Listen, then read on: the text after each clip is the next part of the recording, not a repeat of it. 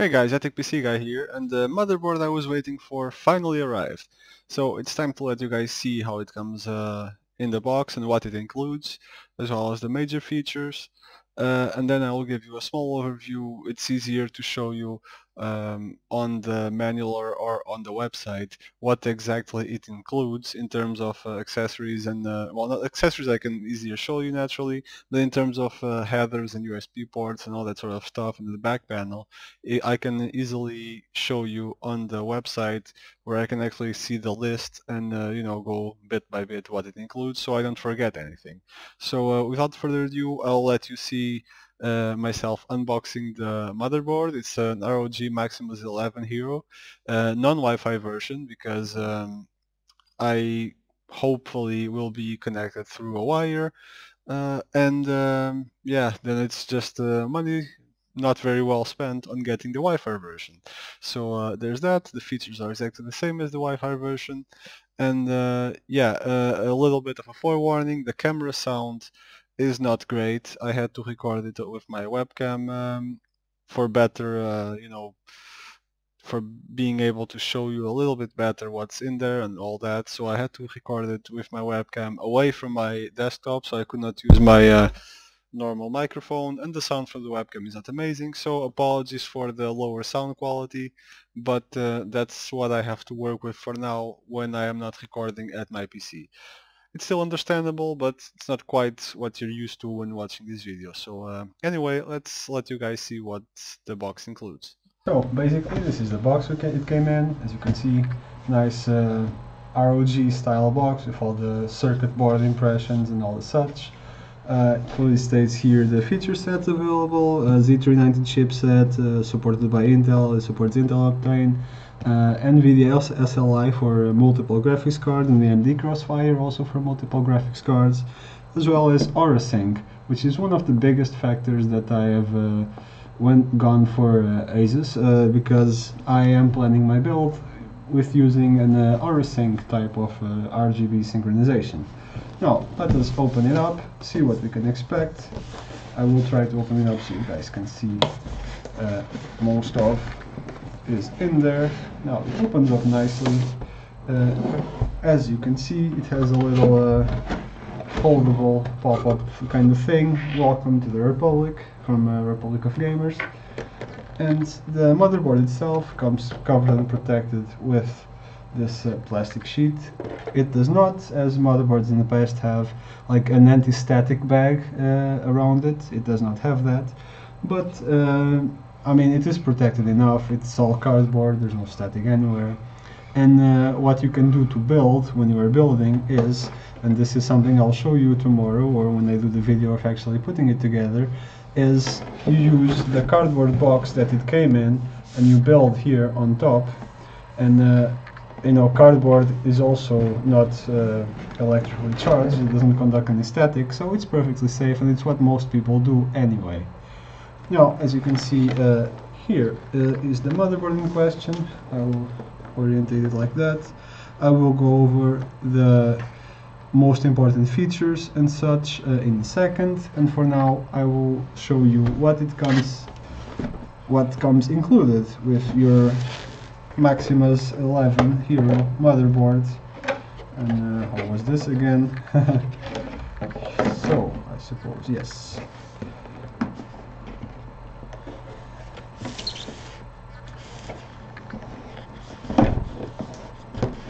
Now, here we go. The motherboard container itself comes out reasonably easy. And let's see what we have in here. Now, included comes a bunch of ROG stickers. No, they look nice and all, but I don't know. I'm not the kind of person that places stickers on stuff, so I'm gonna pass on that. A coupon with a code for cable mod for custom cables. Obviously not gonna show the code here because I might want to use it in the future. A coaster for, you know, drinks when you're at your desk. Seems to me like it's cardboard, so you know, could be a bit better for such a product.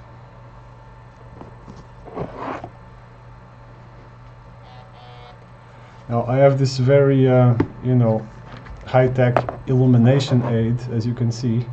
I have the flashlight on my phone helping provide some more light, and it kind of times out after 5 minutes, so excuses on that, but it will have to do.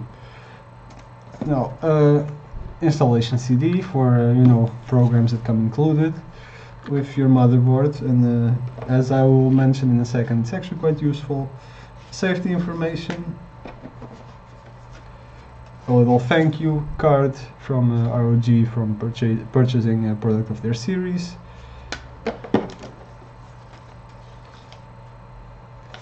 Quick start guides, warranty information, and a user guide for any questions you might have on putting it all together and connecting it all in the right place. Now, mine is not a Wi-Fi version, so there is no Wi-Fi antenna or cables, but there are a few cables in hold on, stay in one piece. But there are a few cables included. There is, for example, a little connector to help you connect the pins for the power LED, that sort of stuff, reset button. So it all plugs into this connector, and then this connector will plug in on the motherboard. It's just to make it easier to put it in there, because they're tiny 1-pin connectors, so it is a bit tricky. Now, this is an SLI bridge, or in the case you are using NVIDIA's feature to have multiple GPUs connected on your PC. I will not be using this, but it comes included in any case, for anyone that might be interested. There are a few screws and standoffs.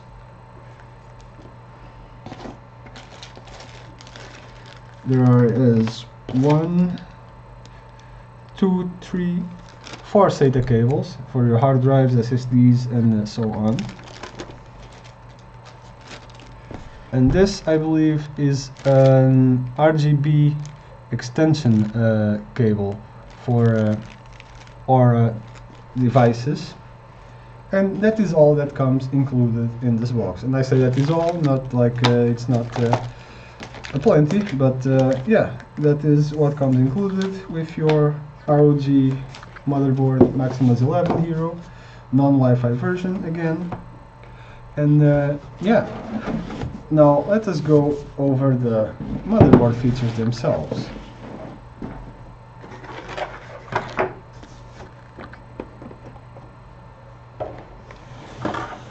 And I apologize because I will be grabbing the camera, which might make it a bit shaky, but we have to improvise, because I'm actually filming with my new webcam that I made a video on the other day, and it's on its little tripod, so you know,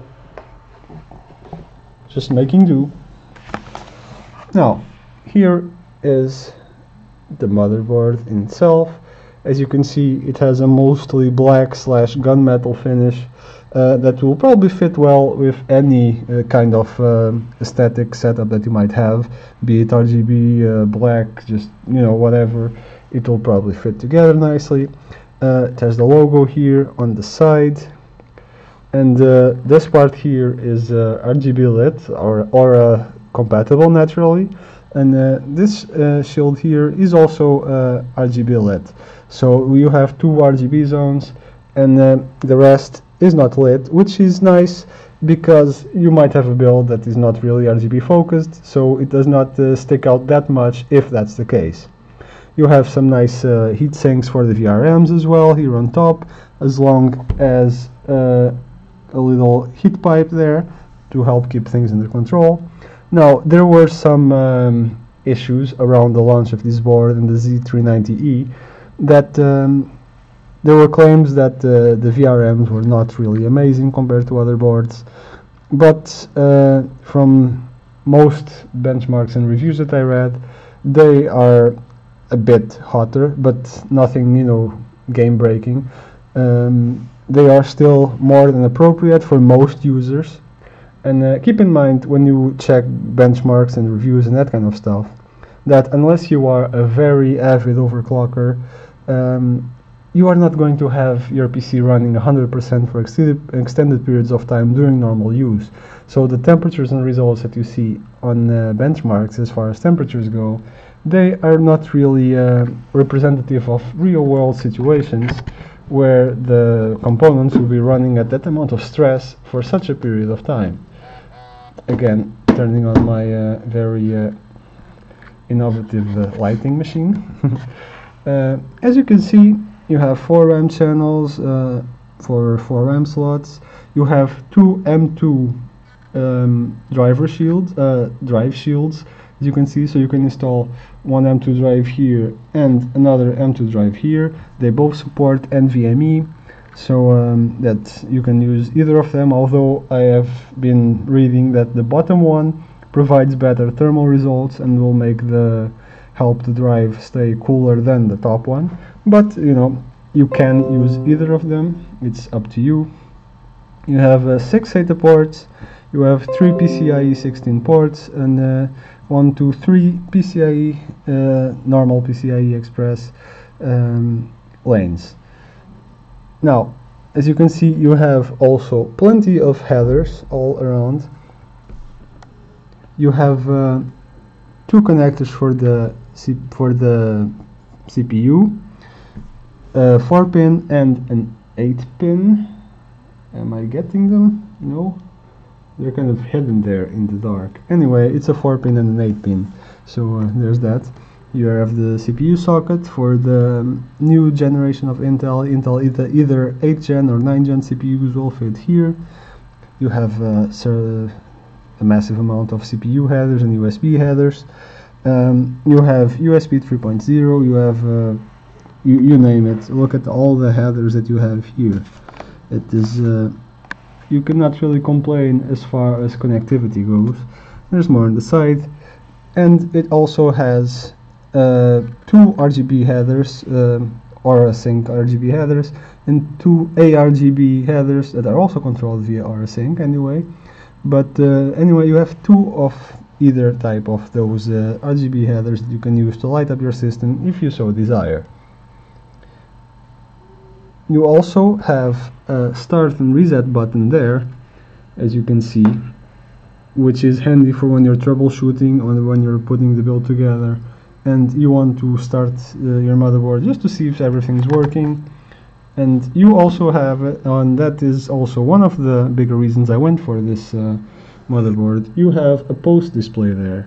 Now that display, it will display error codes in case your motherboard is failing to boot, and it will also display the temperatures when the PC is actually running. So that is a handy addition if you can, you know, look at your motherboard via an acrylic window or glass or whatever while it is running. Now here are the CPU connectors that I was mentioning it, and the heat pipe for the VRMs that provide power to your CPU. Here is a variety of USB headers. These are RGB headers up there, CPU fan headers there, another chassis fan there. Let us see what else is here to show you. Show you. Another 2 RGB headers, heat drive button, and a bunch of USB headers here at the bottom, as you can see. Also worth mentioning is the I/O shield comes pre-installed. It comes with a nice little plastic there that you can peel. I'll show you that when I'm done building it. And yeah, this is the highlight of the motherboard. Now, there is only so much I can show you, and I know I did not give a massive amount of details, but I've given you the highlights of what it includes, what it comes with in the box, and what kind of features you can expect here. It supports NVIDIA Armory that keeps your drivers up to date if you don't really, even if you don't really, you know, keep it up yourself.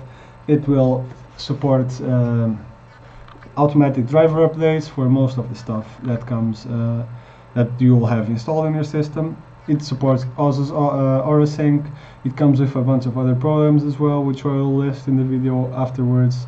sorry, in the clip afterwards when I'm actually sitting on my PC, and I can you know, list them a bit easier by looking at the specifications, of course, which you can also do, and it'll probably be clearer for you as well. In any case, this is what you can expect when you get ROG Maximus XI Hero from Asus.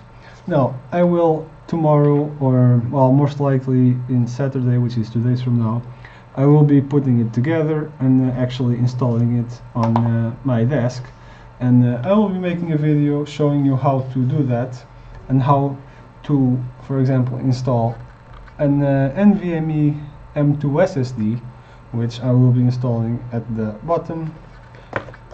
I will also be showing you how to install RAM sticks, which is pretty simple, but it will be part of the video for the sake of completeness, as well as how to place a CPU on the CPU socket.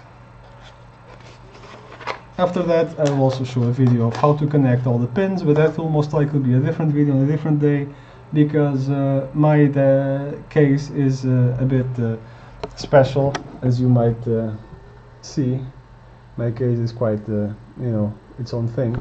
So yeah, I will let you know, and I will let you see how that goes. On the Asus website right now, and let's quickly go through the list of the stuff that you're gonna get. A lot of stuff here is not really, I mean, it is important, but it's not something that you really need to look at because it's pretty standard. The memory supported 4 DIMMs with a maximum of 64 gigabytes in total, including support for all sorts of overclocking, and this is not really overclocking, it's more the XMP profile that already comes included in the RAM, but anyway, it's just letting you know it's supported. The integrated graphics, if your processor has those, multi-GPU support if you're interested in using Crossfire or SLI. The expansion slots, now this is something that you do need to look at. The expansion slots you have for all sorts of things like graphics cards, dedicated sound cards if you want to, controller cards for this or that. This is something you need to look at, and you have 2 times PCIe 3.0 times 16, which work in X16 dual X8 or X8 X4 X4. In case you actually want to have 3 graphics cards, then it is important to know these things. The storage, you have 2, well, you have seen this in the video, but I'll list it anyway. You have 2 M2 slots, both equipped with thermal pads to improve the temperatures of the M2 drive that you will install there, and 6 SATA ports, which when the M2 drives are engaged in SATA mode, if you have a SATA M2 drive, then one of those ports will be disabled to enable the M2 socket. So that is something to think about if you're going to have 2 M2 drives, and if they will both be SATA drives, then you are limited in that way. But anyway, who really uses 6 SATA ports these days? Not many people, unless you really have like 5 hard drives and an OPIC drive, but you know, it can happen, but for the majority of the consumers it's not going to happen. Then again, this is not a motherboard for the majority of the consumers, it's for a more enthusiast level build, so it could happen, and it's worth keeping an eye out for those details.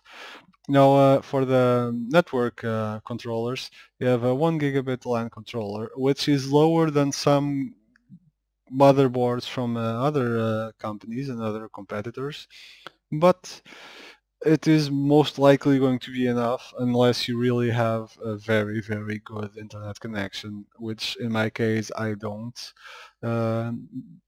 because of the area that I live in. There is no way, because the infrastructure just does not support higher internet speeds than this card would handle.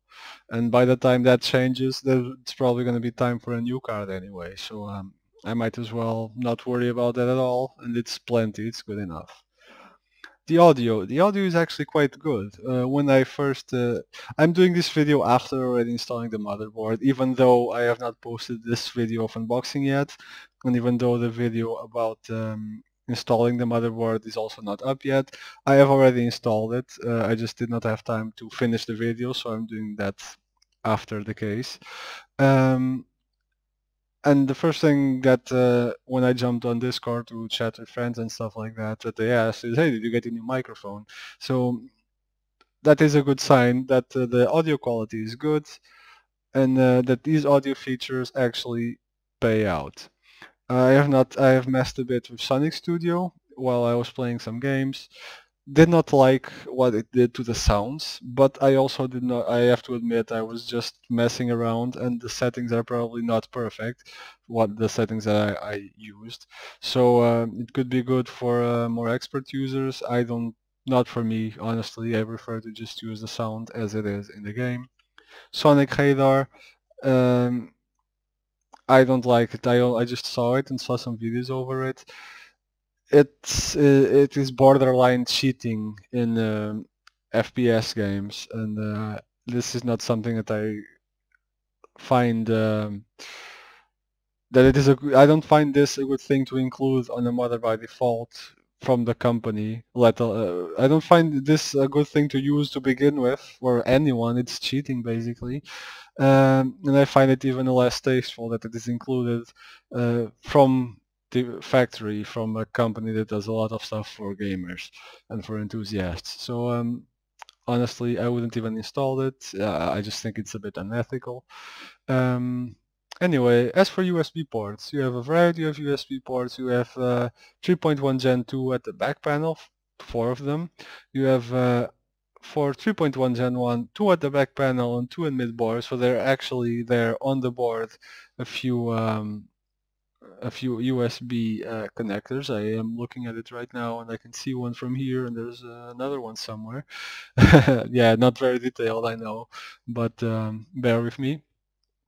Now, these are interesting buttons. You have a start and a reset button on the motherboard, and I can actually let you see here where they are. The start and the reset button are here for when you are first building and you want to troubleshoot, or when you want to just do a test to see if it's posting correctly. You have the little button there to make it a lot easier to do that. Same for the reset button and the retry button. They serve a similar function. Blah blah, mem tweak, extreme tweaker. These are all support softwares that you might find it useful, you might not. RAM cache and RAM disk and gamer first. I do not really necessarily see a major use for it. Gamer first was eating up quite a good chunk of my CPU to prioritize network packages that belong to games, so while you're gaming, your internet is not being eaten up by something else. Let's face it, games mostly don't take like a minimal amount of the bandwidth that we have available these days, even for something like me that has a very limited internet, very limited, that has a limited internet access with 20 Mbps. The game doesn't take even 10% of that, not even 5% of that most likely in terms of the bandwidth that the game needs. So this is taking up a chunk of your processor, and granted you have a very good processor if you are using a motherboard like this, and you probably won't notice performance drops, but it's a waste. So you know, it's one of those things, yeah, nice to include it, sure, thanks, but where's the uninstall button kind of thing. So I don't really see the use for it, to be honest. Now, CPU-Z, that is handy for monitoring your system, even though it's not my favorite monitoring program. That is a good one, at least. So happy to have it included. Saves me the trouble of downloading it, I suppose. This intelligent optimization, I have given it a try. It was trying to put up my processor at 5.4 gigahertz all-core overclock. Now, it actually ran stable-ish, you know, it ran stable for like a day or something, and I started getting boot problems with it. Because that's just crazy, that's just way too much. And sure, I'm on an AIO cooler, and my case, which is my desk, has massive airflow, really. So I can understand that it thinks that the cooling is sufficient to boost the performance and to boost a thing like that. But it was pumping out like 1.40 something volts, and what that's going to do is it's going to degrade your CPU over time. It's not going to fry it immediately, but over time it's going to degrade, and you will need more voltage to maintain the same frequency. So your CPU is just, but it's basically going to age a lot faster than it otherwise would. So I dialed that back and I overclocked manually, and now I'm at a stable 5.1 gigahertz all-core overclock, which is more than enough. You'll not notice the difference, and the voltage is low enough that it will not degrade your CPU at all because of that overclock. So this, I mean, you can give it a try, see what it says, but I would not run the AI overclocking as my main as my active overclock solution. That I wouldn't, at least not in this case. Perhaps in a standard case it would work better, but I would not do that because from what I have researched, it tends to always overestimate the voltage necessary, and to give too much voltage to your processor. It can work properly at the same overclock with less voltage most of the time, and still stable and without degrading your CPU and spending more power than you actually have to, because electricity is also a bit of a factor, but not a major factor, but you know, it is a factor. Now, USB BIOS flashback, sorry, I skipped Aura. Aura is basically synchronization of lighting effects.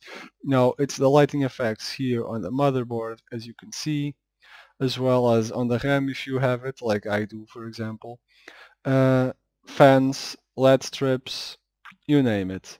Now, it does its job, and I know I have made a lot of critics, blah blah blah, to Thermaltake, and I know this might be a limitation of their RGB headers, but I am using the Thermaltake premium controller that connects to the Aura header, and it does all synchronize and it all lights up, but the variety of effects and the degree of control over the lights that you have is actually inferior to the Thermaltake. On the Thermaltake controller, and granted it connects via a USB header and not via an RGB port, you can actually select colors for each individual LED on each fan separately as you wish.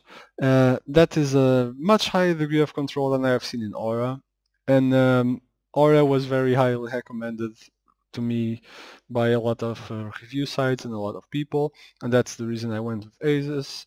But I have to say I'm slightly disappointed in the degree of control that I have over the colors and the effects and the brightness and the variety of colors and effects. Now, I will actually make another video about this because this is a lengthy topic, but the RGB situation is a bit frustrating with all the different standards, different ports, different connections, and it makes it difficult to make a uniform system that all works together nicely and gives a good amount of control. But I'll go to that another time, and I'll just skip ahead. Overall, Oro does work. No complaints about that. Not as good as I hoped. Let's leave it at that. USB BIOS flashback. This is handy when you update your BIOS and you run into problems. You can actually download another BIOS file to a flash drive on another computer, plug it into the USB port at your motherboard, and flash the BIOS from there. That is quite handy. I had some problems. Well, I almost had some problems when updating my BIOS earlier, and I was about to do that, but then it booted and it hasn't given me issues since. So yeah, that was good at least. AI Suite 3. This is a bit of a topic of discussion because this is a bit... It connects with the AI overclocking and with AI controlling of your fans and all that. And while it can work on an... It's the same story. In a normal case, it might work better. I tried to set up my fans through there, and it was asking me, "Oh, is it the front fan, the back fan?" I'm like, "Hell if I know. It's a case. It's a desk fan, you know." So yeah, it's not as standard as probably envisioned by the makers of the program. And in any case, you are probably better off making your own fan curves in the BIOS and just running with that without this program interfering with it, because this is a motherboard for enthusiasts, and that also entails having as much control to fine-tune each aspect as possible, and just leaving it in the hands of the program kind of goes completely it goes completely against that. So yeah, there's that. Other features here: pre-mounted IO shield. No more finger slicing on the IO shields. Can't say I ever had that issue, but apparently a lot of people do, because I keep hearing about that.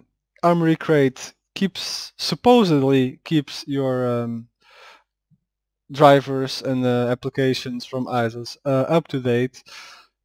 Apparently they always walk a bit behind, because it was telling me my BIOS is what was up to date, and there was a BIOS on the website already from like 2-3 weeks ago, newer than mine. So yeah, take it with a grain of salt, I guess. It's handy if you just forget to check for months on end, and then it eventually will be there. But if you want it really up to date, you still have to go check. Other features worth mentioning: Easy Flash 3 to flash your BIOS naturally. BIOS flashback button, I already covered that. Clear CMOS button. This is handy for if you really have severe BIOS problems, you want to reset it to default. This is your body. This will just reset it completely to default. So there's that. Now the Q code LED. That is the little LED here at the corner that gives you Q codes. If you're trying to post and the PC won't boot, it will give you an error code there that you can then look up in the manual or online, and you can see what's the most probable cause of the problem, and even hopefully fix it. It can also be set in the BIOS to display the CPU temperature there, although I have found it not to be completely accurate and give readings that are usually 5 to 10 degrees lower than they actually are displayed on the HW monitor or 8064 or other programs that monitor it. So take it with a grain of salt, although it's a nice thing to have if you're trying to troubleshoot your motherboard. The I/O ports, you have a mouse, keyboard, PS2 port. It's a combo port apparently. Display port, HDMI, which you probably won't use because you'll be using your graphics card. LAN for the USB headers that I had mentioned, along with two USB 2.0, the clear CMOS and USB BIOS flashback button, and the audio jacks. For a better view, here they are. I wish I could rotate this a bit easier. There might be a hotkey that I don't know about. In any case, this is your back I/O with all the USB ports, LAN connectors, display ports, yada yada yada yada. This little drive here is dedicated to BIOS, I believe. So this is the one that you will use if you want to upgrade your BIOS through a USB stick or back up your BIOS. That can also work. So it does give you a lot of options in that aspect. Now, as far as headers go, you have two Aura addressable strip headers and two Aura RGB strip headers for non-addressable, let's say. So you have quite a choice in terms of RGB connections. As you can see, they are all Aura compatible, as for what that's worth. So at least it will all be synchronized. You have a few more connectors for USB in the board, one 3.1 Gen 1 as well as two USB 2.0 connectors. So you can add more USB or for the front panel of your case if you would like, if yours has connectors there. This is all stuff I already mentioned. A bunch of pump for water cooling loops, custom ones, or AIO, as you can see. You have all the normal power connectors, yada yada yada. The reset button. This is all stuff that I already mentioned, as well as fan headers and thermal sensor connectors, which are handy little things to have, but they are usually not the selling points that are worth highlighting. The accessories I already mentioned. Form factor, ATX form factor, so it is worth mentioning that. And yeah, here is an overview of the motherboard in case you have not been able to see earlier in the video. There's RGB ports here and here. Most of the connectors are down here for USB, front panel, audio, all that stuff. Most of the connectors are here at the bottom, so you can easily route the cables behind the motherboard, coming up here to keep a clean look on your motherboard. Also a few fan headers here, here, and yeah, no, the usual power connector, 8-pin plus 4-pin for CPU, although only the 8-pin is really mandatory, but you want to connect both for extra stability if you're overclocking naturally. VRM heatsink, M2 heatsink, this is a heatsink for, I forget what it is, but it's a heatsink for something with some LED lights and stuff. And yeah, this is it, a few more headers there, and this is the Maximus XI Hero, just, you know, an overview. Now, I know this has been a long video, I wanted to go through everything, and yeah, I will soon be posting a video about installing the components on the motherboard, or hold on a second. Never mind, I am dumb. That is the video I'm making. For some reason I thought I was going to do a separate video. I swear I could do a blooper trail, a blooper video of just all my mistakes that I do while doing these videos. I could go back and retape it, but meh.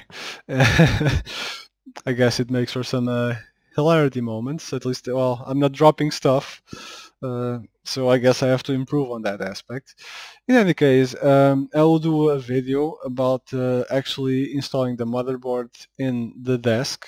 I recorded what I could, although I have to say in advance that it did not turn out as well as I hoped, because of the whole scale of my desk and where I had to have the camera, and the camera zoom was not very zoomy, let's say. I do have a video and I will upload it, but it is not as good as I hoped, although hopefully it still gives people a reasonable idea of what needs to happen to actually put the motherboard in the PC case. So I will get to that soon. It will probably be the video after this one. In any case, this has been an overview of the Maximus XI Hero board for Z390. Yes, Z390. With the Z390 chipset meant for the Intel ninth generation processors. I hope it has been helpful for you guys both to know what features the motherboard includes and how to put basic components in there. And yeah, I hope it has been informative. I am sorry that it took so long, this video, and that it's such a long video, but yeah, I hope it helped. And yeah, I'll see you guys next time for the next video. Have fun.